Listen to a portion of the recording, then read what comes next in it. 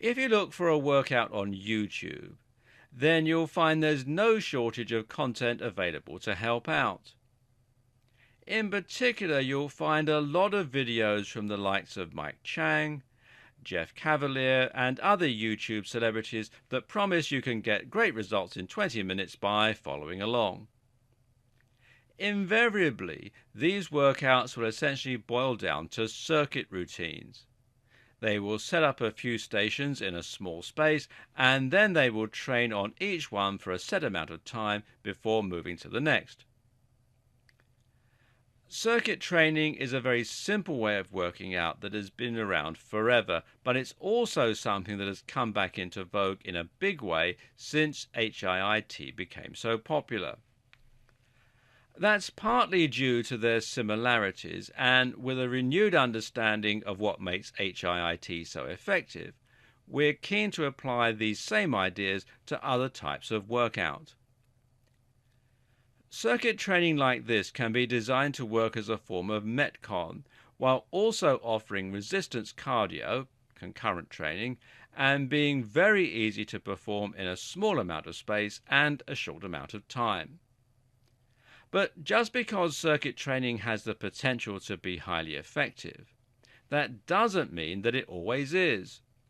In fact, circuit training can very often be a waste of time, especially if you watch the wrong channel. Not all of Six-Pack Shortcuts workouts are that well thought out, for example.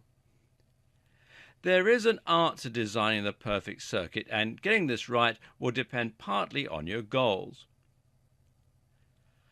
The first thing to consider before you begin your circuit plan is exactly what it is you hope to achieve through it. As you're watching a video on HIIT, chances are that you want to burn calories and lose fat in a short amount of time, and essentially turn this into a form of HIIT or Metcon. The problem is, a lot of circuits just don't offer enough of a challenge to your cardiovascular system for you to accomplish this.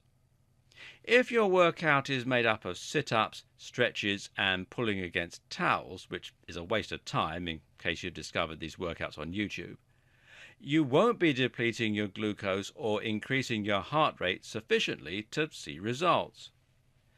Instead, look for exercises that will provide a high enough intensity to get your heart rate to reach MHR. Remember, this is the whole purpose of an HIIT workout, so if it's not happening, you're not really doing HIIT. Bodyweight lunges are not intensive unless you are in particularly bad shape, so instead try high knees, tuck jumps, and kettlebell swings. Remember that you can also increase your challenge by performing concurrent training.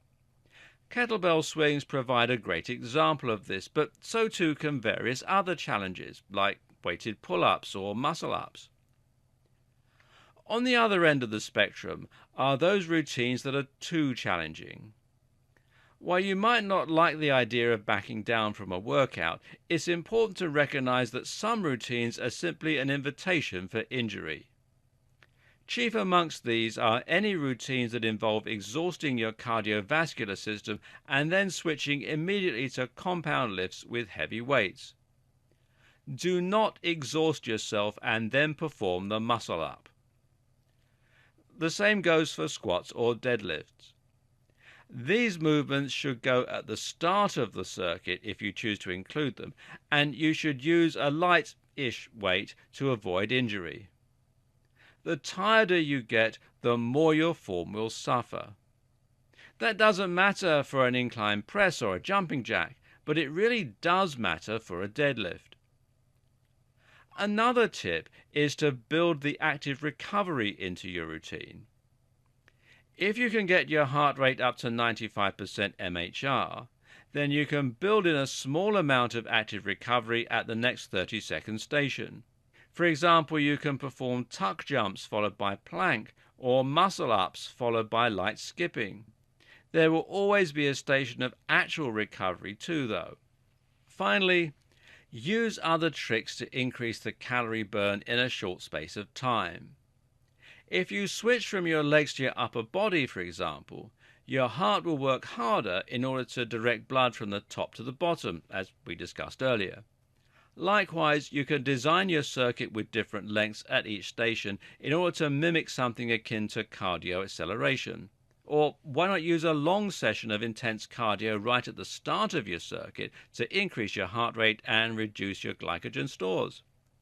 You can also add your own finisher at the end of your routines. The best type of circuit routine if you aim to burn fat and build muscle will be one that uses every muscle in the body. A whole body routine will not only provide the most even improvements throughout your physique, but will also help you to trigger the biggest release of growth hormone, testosterone, and other anabolic hormones. Want to build more size and less definition with your Metcon circuits? Then a good option is to use the same type of routine, but to focus more on one muscle group. For example, you might perform only bicep exercises as your main form of resistance training and schedule CV stations in between, essentially making a structured form of cardio acceleration. This will allow you to focus on one muscle group enough to cause real damage and metabolic stress. By continuously returning to the same muscle group, you'll be able to cause more micro tears, which will contribute to more repair and more growth stroke strength. Likewise, you'll be able to flood that one muscle group with more blood and more hormones, which will make it more likely to grow in a very big way. This now becomes something more akin to a bodybuilding workout, but with the added cardio in order to provide the benefits of HIIT.